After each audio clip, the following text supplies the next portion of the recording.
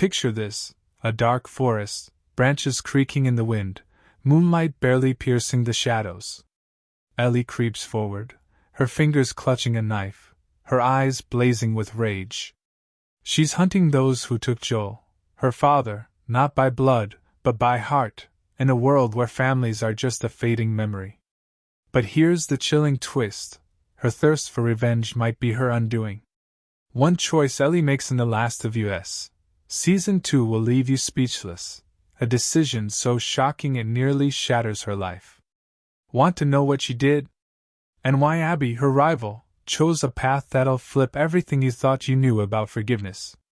Stick with us, and we'll unravel how Nietzsche's philosophy cracks open their fates, and maybe even yours. In a post-apocalyptic wasteland, where cities choke on moss and humanity clings to scraps of hope, revenge feels as natural as scrounging for water. Ellie, played by Bella Ramsey with a face etched by loss, is driven by a burning need to settle the score. Joel, her protector, her family, was ripped away, and she's convinced that making the guilty pay will mend her broken heart. Her pulse races with anger, but every step she takes in this deadly dance chips away at her soul. Across the story stands Abby, her strength and resolve masking a deep wound. She's lost someone too, and her fists clench with the urge to hit back. Their paths aren't just plotlines, they're a question that haunts us all: can love, whether it's a father's bond, a lover's touch, or simple human connection, stop the hatred that burns everything to ash? Friedrich Nietzsche, whose words hit like a thunderbolt, saw revenge as a mark of weakness. He called it a chain that binds us to the past. For him, true strength lies in rising above grudges, in finding purpose in creation rather than destruction. In The Last of Us, his ideas come to life through Ellie and Abby's choices. Ellie, drowning in rage, drifts further from those who could anchor her. Abby, on the other hand, seeks redemption by shielding the ones she holds dear. Their stories aren't just drama, they're a challenge. Can we outgrow our pain? Can we break the cycle of hate in a world that feels like it's falling apart? Why does this story grip us so tightly? It's because it's about us. In Latin America, where family ties are the bedrock of life, we've seen how grudges can poison homes. Think about those family feuds that start small: a spat over inheritance, a lingering slight, a misunderstanding, and grow into walls between loved ones. In Mexico, where Pedro Pascal is a hero, his role as Joel reminds us how fiercely we guard those we love. But what if seeking revenge for them steals our joy? Take a moment, picture a family where brothers haven't spoken in years over a forgotten debt, or sisters whose love drowned in bitterness over careless words. These stories echo Ellie and Abby's struggles. Revenge feels righteous, but it destroys. Across Argentina or Peru, we see it every day: families torn apart by anger, where kids grow up in the shadow of old conflicts. Ellie thinks her fury will bring Joel back, but every move she makes pulls her away from those still by her side. Abby, carrying a pain just as heavy, starts to realize her strength lies not in her fists, but in caring for others. Their journeys reflect our own lives. In 2025, with the world still fractured by division, Nietzsche's question cuts deep: can we let go of our grudges? Or are we doomed to keep spinning in this cycle of revenge? Nietzsche wasn't some starry-eyed dreamer. He knew how hard it is to move past pain. Yet he believed strength comes from choosing yourself over your wounds.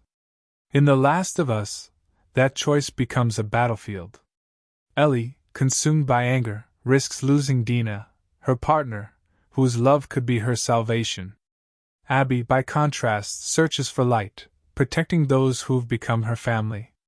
Their paths aren't just a story, they're a question: what do we pick when pain blinds us? In Latin America, where family is everything, we know how anger can wreck a home. But we also know love can save it. Imagine standing in Ellie's shoes. Someone's taken what you cherish most. Your blood boils, promising justice. But what if that justice robs you of your future? Nietzsche teaches us, revenge is a trap. It doesn't heal, it enslaves. Ellie and Abby are us when we stand at that crossroads. Their stories aren't just a show, they're a chance to see how our grudges shape us. And how we can rise above them. Ready to dive into what Nietzsche said about revenge? And how his words unlock the secrets of the last of us. Let's go. Friedrich Nietzsche, whose words strike like a hammer, saw revenge not as strength but as a fatal flaw. His philosophy is a torch in the dark, exposing the traps we stumble into when rage takes over. In The Last of Us, Season 2, Ellie and Abby, each on their own path, fall into this snare. Their anger over losses is a chain dragging them down. But Nietzsche points to another way, one where strength lies not in tearing things apart but in rising above. What did he say about revenge? And why do his ideas matter for understanding their stories? Let's dive in. Nietzsche split the world into two kinds of morality, master and slave. Master morality is freedom, confidence, living to create. It's the artist painting a masterpiece or the warrior charging toward a goal, no matter the odds. Slave morality, though, grows from resentment. It feeds on envy, anger, the urge to repay pain with pain. Revenge, Nietzsche said, is the beating heart of slave morality. Those who seek it aren't free. Their lives are shaped by the ones who hurt them. Picture someone carrying a grudge for years over a betrayal. Every choice they make is a reaction to that old wound. They're not living, they're just responding. Nietzsche called them prisoners of the past. Ever felt like you were stuck in that cage? For Nietzsche, true strength is about overcoming. He dreamed of this superhuman, an ideal where we rise above our flaws, our pain, our thirst for payback. Forgiveness, in his view, isn't weakness, it's the ultimate act of will. To forgive is to break free, to reclaim your life from the grip of old hurts. It's not about forgetting or excusing evil. It's about choosing to live for yourself, not for your wounds. Nietzsche wrote, "Those who cannot forget remain enslaved." Those words are a gauntlet thrown down for Ellie and Abby. Their rage is a chain tying them to the past. But who will find the strength to break it? In The Last of Us, we see how revenge becomes a trap for both women. Ellie, her world shattered after losing Joel, believes payback will give her control. But every step she takes pulls her further from those still standing by her. Her anger is a wildfire, burning not just her enemies but her own heart. Abby, on the other hand, starts with the same hunger. Her fists clench with pain, but slowly she sees her strength lies not in destruction but in protecting those she loves. Their choices bring Nietzsche's ideas to life. Revenge makes them slaves, while the struggle to forgive is a step toward freedom. But what does this mean for us? Look at history. Nelson Mandela, locked away for 27 years fighting apartheid, could have built a life on revenge. His pain was real, his enemies undeniable. But he chose another path. By creating a Truth and Reconciliation Commission, he helped South Africa heal. His forgiveness wasn't weakness, it was a force that reshaped a nation. Mandela didn't erase his pain, but he refused to be its captive. His choice echoes Nietzsche's words, strength is in moving past grudges. Could you make that call? Or does anger feel too tempting? In Latin America, where family ties are everything, we've seen how resentment tears homes apart. In Mexico, where Pedro Pascal is a legend, his Joel reminds us how fiercely we protect our own. But what if seeking justice for them costs us our future? Think of families where fights over inheritance or old slights drag on for years. A viewer from Argentina once shared, his dad and uncle hadn't spoken in 10 years over a land dispute. Their anger felt justified, but it poisoned their lives.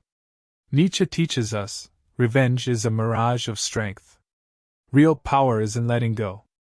In The Last of Us, Nietzsche seems to lurk off-screen, watching Ellie and Abby. Ellie, lost in her fury, drifts away from Dina, her partner, whose love could have been her lifeline. Her path is slave morality, each step dictated by past pain. Abby, though, starts to see the light. Her choice to protect others is a glimpse of Nietzsche's superhuman ideal. Their stories aren't just drama, they're a question: what do we choose when pain blinds us? Can we find the courage to forgive? Forgiveness, as Nietzsche saw it, isn't easy. It's a battle that demands grit. Think of the myth of Hercules. His labors weren't about revenge, but about overcoming. He fought monsters, but his strength was in pushing forward. Abby, shielding those she cares for, channels that Hercules spirit. Ellie, for now, is sinking in her rage. Their choices mirror our own. In Peru or Brazil, where family is sacred, we know how hard it is to let go of a grudge. But Nietzsche reminds us, strength is in choosing yourself over your scars. Ready to see how Ellie faced this struggle? And what her anger did to her love? Ellie stands over a crumbling bridge, her hands trembling from exhaustion, but her eyes burn with an unquenchable fire. Joel, her father in spirit if not by blood, is gone forever. Her rage is a storm, sweeping away friends, hope, and even love. In The Last of Us, Season 2, Ellie believes revenge will bring her justice. But what if she's wrong? What if her hunger for payback is a lie that's stealing her future? Nietzsche called revenge a trap, and Ellie is falling deeper with every step. How does her anger destroy her bond with Dina? And why does her path mirror our own missteps? In a world where every day is a fight for survival, Ellie clings to her anger like a lifeline. Joel was her rock, the man who gave her a family in the chaos. Losing him is a knife twisting in her heart. She can't forgive, can't let go. Her revenge isn't just a hunt for enemies, it's a desperate bid to fill the void inside. But every move she makes pulls her further from Dina, the woman whose love could be her salvation. Ellie doesn't see how her fury is torching the bridges still holding her up. Ever felt that way? When pain pushes you to lash out, only to lose what matters most?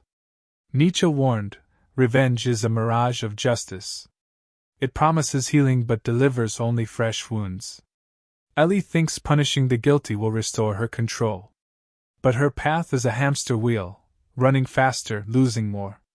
Dina, whose warmth stands out against the world's cruelty, tries to hold Ellie back.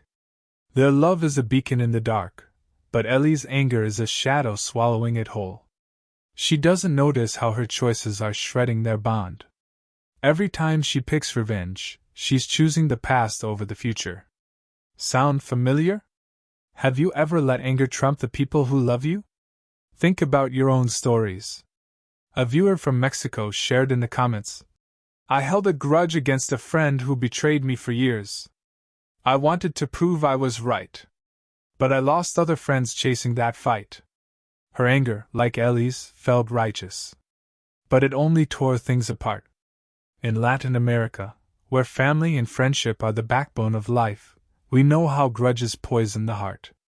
In Peru or Argentina, petty fights, over words, debts, misunderstandings, can split loved ones for good. Ellie is us when anger blinds us. Her story is a warning: revenge doesn't heal, it robs. Recall your own moments. A viewer from Brazil wrote, "I didn't speak to my brother for 3 years over a business dispute. I wanted him to admit he was wrong. But I lost my family." Revenge feels sweet, but Nietzsche called it slave morality, a mindset that chains us to the past, making us live for pain instead of love.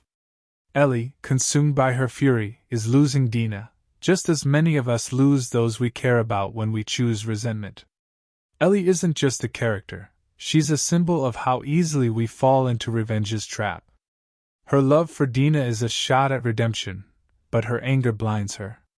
In one scene, Dina tries to stop her, voice cracking with pain. "You're choosing them over us," she says. Those words hit like a punch. Ellie doesn't hear, her heart too full of rage. But what if she's wrong? What if the justice she's chasing is just smoke? Nietzsche taught, strength is in choosing yourself, not your wounds. But Ellie's not there yet. Think of the myth of Medea. Like Ellie, she was driven by fury over betrayal. Her revenge was brutal, but it left her with nothing. Medea lost everything she loved. Ellie, walking that same road, risked the same fate.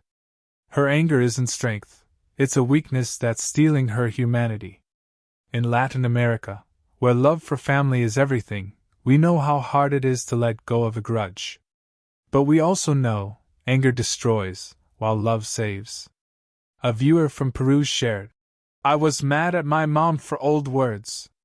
But when I forgave her, I felt free." Ellie hasn't found that path yet. But her story asks, can we?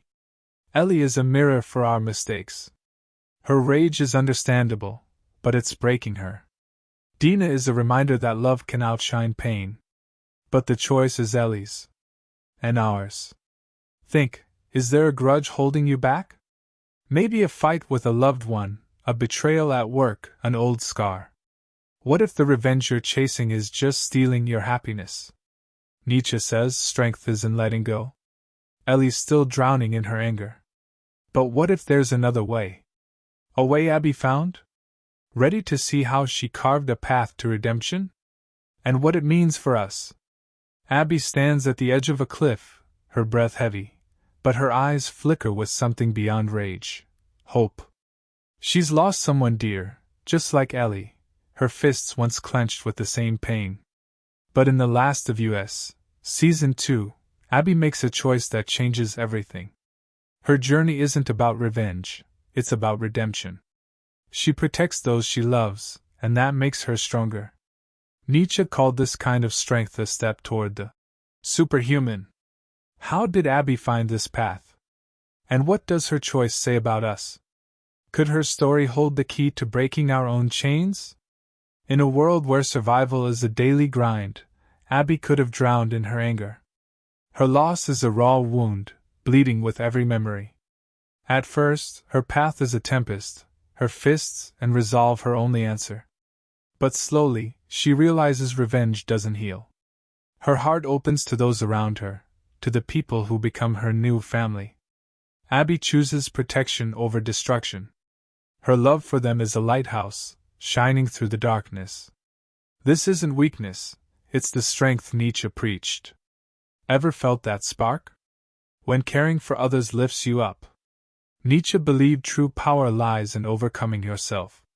Revenge keeps us tethered to the past, but choosing to live for others is a leap toward freedom. Abby embodies this. She doesn't erase her pain but refuses to be its prisoner. Instead of chasing payback, she guards those she holds close. Her journey is like the myth of the phoenix, rising from ashes. Abby isn't just surviving, she's carving out meaning in the chaos. Her choice echoes Nietzsche's will to power, not power over others, but over yourself. Think, when was the last time you chose love over anger? In The Last of Us, Abby is Ellie's foil. While Ellie sinks into rage, Abby searches for light. Her care for others isn't just a plot twist, it's a fight to stay human in a world where humanity is scarce. In one scene, Abby risks everything to save someone else. Her hands, once built for battle, now cradle someone who needs her. That moment is a nod to Nietzsche's words, strength is in creation, not destruction. Abby doesn't become soft, she becomes free. But how does her choice play out in our world? Can it inspire us? In 2025, with conflicts still tearing families and societies apart, Abby's choice feels like a miracle. In Latin America, where family is the heartbeat of life, we know love can mend wounds. In Peru, one woman started gatherings for families split by feuds. She helped them talk, listen, forgive. Her story mirrors Abby's. Caring for others became her strength. A viewer from Brazil shared, "I forgave my dad after years of resentment. It wasn't for him, it was for me." Choices like these aren't weak. They're courage that reshapes lives. Abby shows us, love isn't just a feeling. It's a decision that takes guts. Think of the movie Gladiator. Maximus, like Abby, starts with anger, but his path isn't just about revenge. He fights for those who believe in him. His strength lies in protection, not ruin. In real life, we see this in our viewers' stories. A woman from Mexico wrote, I was furious at my sister over an old debt. But when she fell ill, I realized family matters more. Her choice, like Abby's, was a step toward freedom. Nietzsche called this overcoming. Abby, guarding those she loves, proves it. Strength is in living for others, not for pain. Abby isn't perfect. Her path is messy, her hands still remember anger. But her choice is a beacon. In a world falling apart, she builds. Her love for those close to her is a bridge over the abyss. In Argentina or Peru, where letting go is tough when pain runs deep, Abby shows forgiveness isn't forgetting. It's choosing yourself. Her story asks, what do we pick when we're teetering on the edge? Anger that drags us down, or love that lifts us up? Recall a time you stood up for someone you love. How did it change you? Abby is a mirror for what we could be. Her road to redemption isn't easy, but it's real. Nietzsche taught, strength is becoming bigger than your pain. Abby takes that step, and her choice makes us wonder, can we do the same? In a world where revenge feels like the easy answer, her story is a ray of light. But why does revenge pull us in so hard? And how does the chaos of The Last of Us fuel Ellie and Abby's anger? Let's find out. In a world where cities are swallowed by weeds and laws have vanished, revenge feels like the only way to claw back order. In The Last of Us, Season 2, Ellie and Abby, surrounded by chaos, grip their anger like a weapon. Their thirst for payback is a scream into the void, promising justice. But why is revenge so magnetic in a post-apocalypse? And how does chaos fuel their pain? Nietzsche called revenge a weakness, but in a world falling apart, it looks like strength. Let's unpack why anger pulls so hard, and what it costs Ellie and Abby. A post-apocalypse isn't just crumbling buildings, it's a world without rules, where everyone's on their own. Ellie, reeling from losing Joel, feels like her life's been stolen. Her anger is a compass, giving her purpose in the madness. Punishing the guilty means reclaiming control in a world that's slipped through her fingers. Abby, carrying a loss just as heavy, starts with the same fire. Her fists are her answer to a world that took everything. In this reality, revenge isn't just a want, it's a mirage of order, as if crushing an enemy could stop the collapse. Ever felt like anger gives you a roadmap when everything's in ruins? Nietzsche argued, revenge is seductive because it hides our powerlessness. When the world spins out of control, anger feels like a grip on the wheel. In a post-apocalypse with no courts or cops, Ellie and Abby take justice into their own hands. Their rage is ablaze, fierce but consuming everything in its path. Ellie, chasing her enemies, believes she's restoring balance. But her road only breeds more pain. Abby, whose anger blinds her at first, slowly sees revenge as a dead end. Chaos feeds their fury, but it also lays bare its futility. Have you ever leaned on anger when life felt unfair? What did it give you? Look at history. The Trojan War, spun into legend by Homer, kicked off with a grudge. Paris stole Helen, and the Greeks answered with 10 years of bloodshed. Revenge promised honor but left only ashes. In the 20th century, Germany, humiliated by the Versailles Treaty after World War I, sought payback. It sparked another war, more losses. Revenge felt righteous, but it only deepened the chaos. In The Last of Us, the post-apocalypse works the same way. It makes anger the easy choice, but not the answer.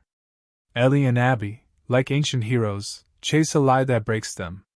In Latin America, where social fault lines still run deep, we know how chaos stokes anger. In Mexico, where Pedro Pascal is a hero, his Joel reminds us how losing loved ones sparks a need to strike back. But in real life, revenge rarely heals. A viewer from Argentina shared, "Our neighborhood had protests over injustice. People wanted to hit back, but it just led to more fights." Chaos, like in The Last of Us, makes anger tempting, but it kills hope. Ellie, hunting her foes, drifts from Dina. Abby, starting with rage, risks losing those she's sworn to protect. Their paths warn us, revenge doesn't save. Think of Mad Max, Fury Road. Its world is pure chaos, like The Last of Us. Characters chase enemies, but their anger only fuels more ruin. In real life, a viewer from Peru wrote, "I was mad at a neighbor over an old fight. I wanted to prove I was right. But it just messed up my life." Revenge in chaos feels like the fix, but Nietzsche called it weakness. True strength is finding purpose despite the mess. Abby starts to see this, choosing protection over destruction. Ellie's still lost in her fury, like many of us when the world feels unjust.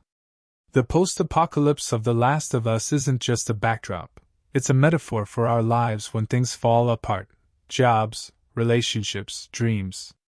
In those moments, anger beckons like a siren. Ellie and Abby show how easy it is to give in. But Nietzsche reminds us, revenge is a shackle. It doesn't bring back what's lost, it steals what's left. In Brazil, where family ties are sacred, we know how anger over small slights can wreck homes. A viewer shared, "I was furious at my brother over words. I wanted him to hurt. But I lost my family." Ellie and Abby teach us, chaos makes revenge easy, but strength is in choosing another way. Revenge in a post-apocalypse is a false promise of control. Ellie thinks punishing her enemies will bring Joel back. Abby, starting with the same fire, slowly learns her strength lies in love, not hate. Their stories ask, what do we choose when the world crumbles? Anger that pretends to fix things, or love that builds bridges? Nietzsche says strength is in overcoming. But how does this play out in our world, where conflicts still tear hearts apart? Can we, like Abby, find a path to peace? In 2025, the world still trembles with conflicts, family feuds, street protests, old grudges smoldering like embers. In The Last of Us, Season 2, Ellie and Abby grapple with the same rage that rips their hearts apart. But Abby, choosing love, proves forgiveness is possible even in chaos. Nietzsche called forgiveness strength, but how does it work in our world? Can love heal the wounds that divide families and communities? And what do Ellie and Abby's stories tell us about our own battles? Let's explore how forgiveness changes lives, and why it's so hard to embrace. In Latin America, where family ties are the cornerstone of life, grudges often build walls. In Mexico, where Pedro Pascal is a symbol of protection, his Joel reminds us how losing loved ones sparks fury. But love can be a bridge, reconnecting those torn apart. Think of your own families, fights over inheritance, careless words, or misunderstandings. They feel justified, like Ellie's anger, but they destroy. Abby, shielding those she cares for, takes a different road. Her love isn't weakness, it's courage. She doesn't erase her pain but builds a future despite it. When has love helped you let go of a grudge? Or is anger still holding you hostage? Nietzsche taught forgiveness is power over yourself. It's not about excusing wrongs, it's about choosing to live for yourself, not your scars. Abby lives this idea. Her care for others is a light in a dark world. Ellie, meanwhile, drowns in rage, losing Dina, whose love could have saved her. Their stories mirror our conflicts. In Argentina, where protests flare over injustice, people often seek fairness through anger. But love can be stronger. In Peru, one woman started meetups for families split by disputes. She helped them talk, listen, find peace. Her choice, like Abby's, changed lives. Can you recall a moment like that in your life? Consider Desmond Tutu's story. After apartheid in South Africa, he helped build a reconciliation commission. Instead of revenge, he called for forgiveness to heal a nation. His love for people outshone his anger. In Brazil, where family is sacred, we see similar sparks. A viewer shared, "I didn't speak to my mom for 5 years over an old fight. But when I forgave her, I felt free." His choice, like Abby's, was for himself. In The Last of Us, Abby shows, love isn't just an emotion. It's a bold decision. But how does this play out in real life? In 2025, conflicts in Latin America, from family dramas to public unrest, are often fueled by resentment. In Mexico, one woman wrote, "I was angry at my brother for betraying me. I wanted him to suffer. But when he asked for forgiveness, I let go." Her story, inspired by The Last of Us, shows Abby's path. Forgiveness is strength. But it takes guts. Think, is there a grudge chaining you down? What's stopping you from breaking free? Abby's choice feels like a beacon, but in our world, forgiveness demands courage to face pain head-on. Recall the film May Place Under the Pines. Its characters, like Ellie, wrestle with anger, but their choices show revenge breaks, while love mends. In Peru, where family is everything, forgiveness is an act of bravery. A viewer shared, "I was mad at my dad for past mistakes. But when he got sick, I saw life's too short." Her choice, like Abby's, was for love. Nietzsche taught, forgiveness is overcoming. Abby, protecting those she loves, proves it. Strength is in building, not burning. But are we always ready for that leap? In Argentina, where 2025's protests reflect society's anger, love can be an answer. One initiative helps families talk instead of shout. Their success is like Abby's path. Love triumphs over rage. In The Last of Us, Abby teaches us, forgiveness isn't about erasing pain. It's about choosing tomorrow. Ellie, losing Dina, shows how anger steals love. Their stories ask, what do we choose? Rage that divides, or love that unites? When did you last forgive someone? And how did it shift your world? Ellie looms over her enemy, her knife trembling in her grip, her heart torn in two. Forgive? Unthinkable. It would betray Joel's memory. In The Last of Us, Season 2, her struggle with forgiveness is a scream into the void. Nietzsche called forgiveness strength, but in the real world, it often feels like chasing a ghost. His ideas inspire, but what if they're too steep a climb? What if the pain is too raw to let go? Ellie, like us, faces the limits of Nietzsche's philosophy. Let's dig into why forgiveness is so tough, and how the balance between justice and peace shapes our lives. Nietzsche dreamed of a superhuman, who could rise above grudges. But his philosophy doesn't show us how to handle real, throbbing pain. For Ellie, forgiveness isn't just a choice, it's a battle against guilt, the feeling that letting go of her enemy means forgetting Joel. Her anger is a shield, guarding her from the emptiness inside. Nietzsche says, forgive to free yourself. But what if freedom feels like betrayal? Ellie's not alone. We've all felt it. Forgiveness seems unfair when wounds are still fresh. Ever been there? When anger felt like the only way to stay true to yourself? In Latin America, where family is the heartbeat of life, forgiveness often hits a wall. In Mexico, where Pedro Pascal embodies protecting loved ones, his Joel reminds us how loss fuels rage. A viewer from Argentina wrote, "I couldn't forgive my sister for lying. It felt like betraying myself."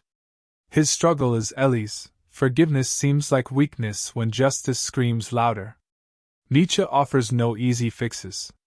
His idea of overcoming demands near superhuman strength. But in real life, we're not superhumans. We're people with wounds that bleed.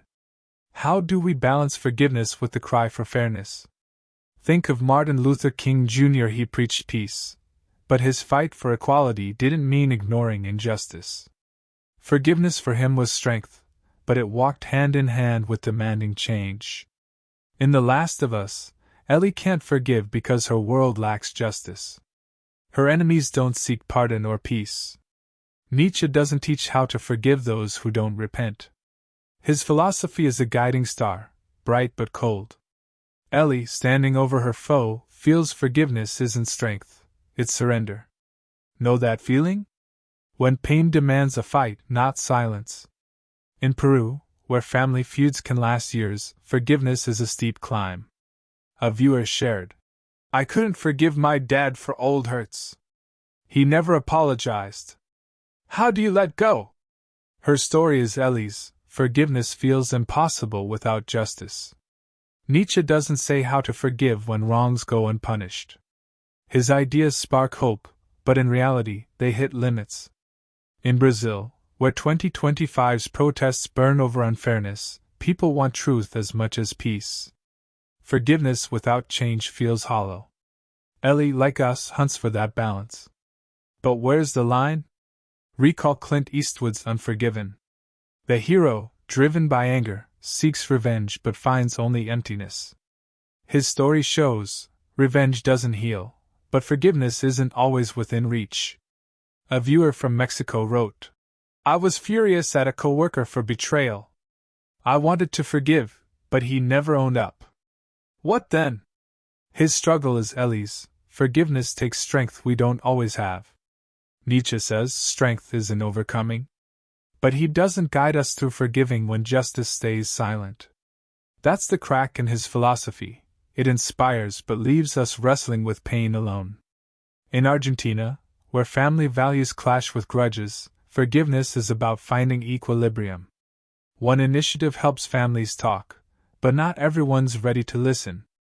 A viewer from Peru shared, "I forgave my brother, but he didn't change. It was for me, but the pain lingered." His choice, like Ellie's, shows forgiveness isn't the end, it's a start. Nietzsche doesn't teach how to handle pain's aftershocks. Ellie, wrestling with her rage, proves forgiveness is a process, not a moment. What's holding you back from forgiving? And what would you lose if you let go? Ellie is us when pain makes forgiveness feel impossible.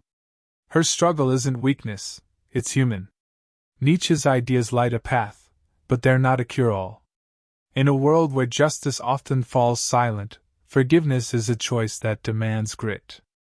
Ellie, facing her enemy, asks, "How do you forgive without betraying yourself?" That's a question for all of us. In 2025, with grudges tearing families apart, we're searching for that same balance. Ready to see how love and forgiveness can become our strength? And what Abby teaches us about freedom. Abby gazes at the horizon, her hands no longer balled into fists. She's chosen love, protection, redemption. In The Last of Us, Season 2, her journey is a beacon in a world where anger seems the only answer. Nietzsche called forgiveness strength, and Abby embodies it. But Ellie, still haunted by rage, reminds us, choosing to forgive is no easy feat. Their stories aren't just a show, they're a lesson. Love and forgiveness can set us free. How do we apply this in our lives? And why does following Abby's lead make us stronger? Let's wrap this up and take a step forward. Abby teaches us, strength isn't in revenge but in love. Her choice to protect those she cares for isn't weakness, it's courage. She doesn't bury her pain but refuses to let it define her. Nietzsche dreamed of a superhuman who could transcend grudges, and Abby reflects that ideal. Her path is like the myth of Prometheus, carrying fire to others despite his suffering. She builds bridges where Ellie burns them down. Ellie, losing Dina, shows how anger steals tomorrow. Their stories ask, what do we choose? Rage that anchors us to the past, or love that opens the future? Is there a grudge weighing you down right now? In Latin America, where family is the pulse of life, we've seen how anger wrecks homes. In Mexico, where Pedro Pascal is a champion, his Joel reminds us how loss fuels the urge to strike back. But Abby points to another way. A viewer from Peru wrote, "I was angry at my brother over an old fight. But when I forgave him, I realized it was for me." Her choice, like Abby's, set her free. Forgiveness doesn't mean forgetting. It's about living for yourself, for those you love. In Argentina, where feuds tear families apart, love can heal. Can you think of a time forgiveness changed your world? Look at Malala Yousafzai's story. After surviving an attack, she could have drowned in anger. Instead, she chose love, for education for people. Her forgiveness wasn't weakness, it reshaped the world. In The Last of Us, Abby, protecting those close to her, does the same. She builds, not breaks. Ellie, still lost in fury, risks losing Dina, whose love is her chance at salvation. Nietzsche taught, strength is in overcoming. But Abby adds, love is the fuel for that strength. In Brazil, where family ties are sacred, forgiveness is an act of bravery. A viewer shared, I forgave a friend for betrayal. It was hard, but I felt lighter. His path, like Abby's, is yours to take. What's yours? In 2025, with conflicts, from family dramas to social storms, still raging, Abby's choice inspires. In Peru, one initiative helps families reconcile through dialogue. Their success mirrors Abby's path. Love outshines anger. Think of the film Parasite. Anger divides its characters, but moments of humanity show love is stronger. Abby teaches us, forgiveness doesn't end pain, it starts freedom. Ellie, wrestling with her rage, shows how tough that first step is. But their stories call us to act. Let go of anger. Not for others. For you. What's stopping you from doing it today? In Mexico, where family bonds are holy, forgiveness is power. A viewer shared, I was mad at my sister for old words. But when I let go, we grew close again. Her choice, like Abby's, brought her family back. Nietzsche never said forgiveness would be easy. But he believed it makes us bigger than our pain. Abby, choosing love, becomes a lighthouse. Ellie, losing Dina, shows anger is a chain. Their stories aren't just drama, they're a challenge. Rise above your grudges. In Argentina, where protests simmer, love could be the answer. Who are you ready to forgive? And what would it unlock for you? We've all stood where Ellie and Abby have. Anger tempts us, promising justice. But love and forgiveness are the strength that changes everything. Drop a comment, what grudge are you ready to release? Or share how forgiveness set you free. Let your choice be a step toward Nietzsche's superhuman. Abby shows us, even in a world that's crumbling, love is what makes us human. So take that step. Forgive. Not for them. For you. And let your path, like Abby's, be a light in the dark.